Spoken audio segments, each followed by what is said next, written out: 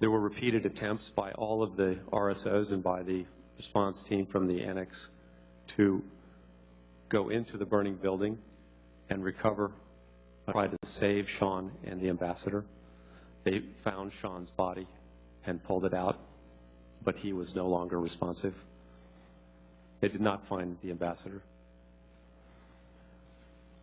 And I spoke with a medical officer, one of our medical officers after the attack, and the heroism of these individuals in repeatedly going into a petroleum-based fire cannot be understated. Petroleum, according to our regional medical officer, petroleum-based fires emit enormous amounts of cyanide gas. And he told me that one full breath of that would incapacitate and kill a person if exposed to it.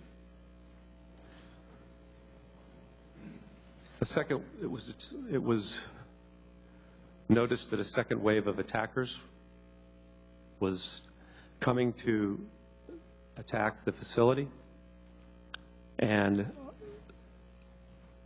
our teams evacuated 5 RSOs and Sean Smith in one vehicle, which suffered heavy fire, but they managed to break through and get to the annex.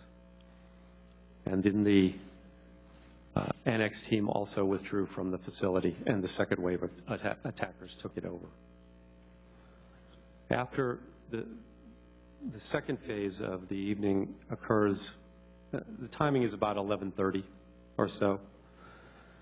The second phase commences after the teams have returned to the annex, and they suffer for about an hour and a half probing attacks from terrorists. They are able to repulse them, and then they desist at about 1:30 in the morning. The Tripoli response team departs at about midnight and arrives at about 1:15 in Benghazi. If I may step back again to Tripoli and what's going on there at this point.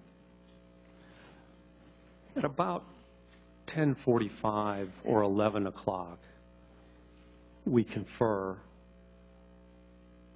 and I asked the defense attaché who'd been talking with AFRICOM and with the Joint Staff, is anything coming? Will they be sending us any help? Is there something out there? And he answered that the nearest help was in Aviano, the nearest where there were fighter planes.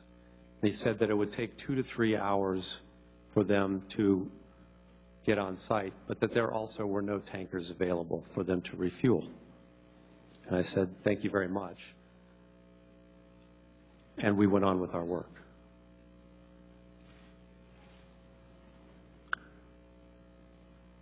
Phase 3 begins with news that the ambassador's body has been recovered.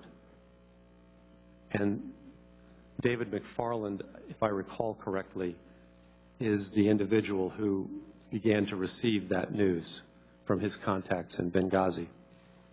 And we began to hear also that the ambassador has been taken to a hospital.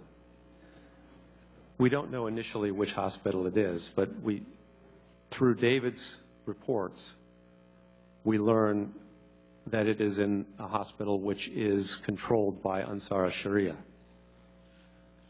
the group that Twitter feeds had identified as leading the attack on the consulate.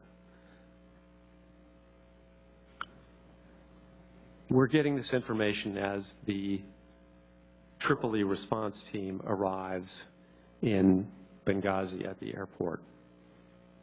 Both our annex chief and the annex chief in Benghazi and our defense attaché are on the phone during this period trying to get the Libyan government to send vehicles and military and/or security assets to the airport to assist our response team. At this point, This response team looks like it may be a hostage rescue team, that we are going to need to send them to try to save the ambassador, who is in a hospital that is, as far as we know, under enemy control. Our contacts with the government in Tripoli are telling us that the ambassador is in a safe place, but they imply that he is with us in the annex in Benghazi. And we keep telling them, no, he is not with us. We do not have him.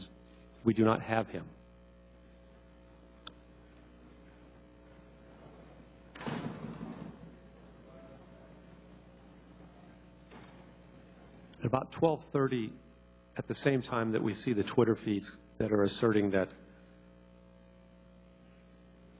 Ansar al-Sharia is responsible for the attack, we also see a call for an attack on the embassy in Tripoli. And so we begin to, we had always thought that we were under threat, but we now have to take care of ourselves. And we begin planning to evacuate our facility. When I say our facility, I mean the State Department residential compound in Tripoli, and to consolidate all of our personnel at the annex in Tripoli. We have about 55 diplomatic personnel in the two annexes. On that night, if I may go back, I would just like to point out that with Ambassador Stevens and Sean Smith in Benghazi, there are 5 diplomatic security agents, assistant regional security officers. With us in our residential compound in Tripoli, we have the RSO John Martinek, 3 assistant regional security officers protecting 28 diplomatic personnel. In addition, we also have 4 Special Forces personnel who are part of the training mission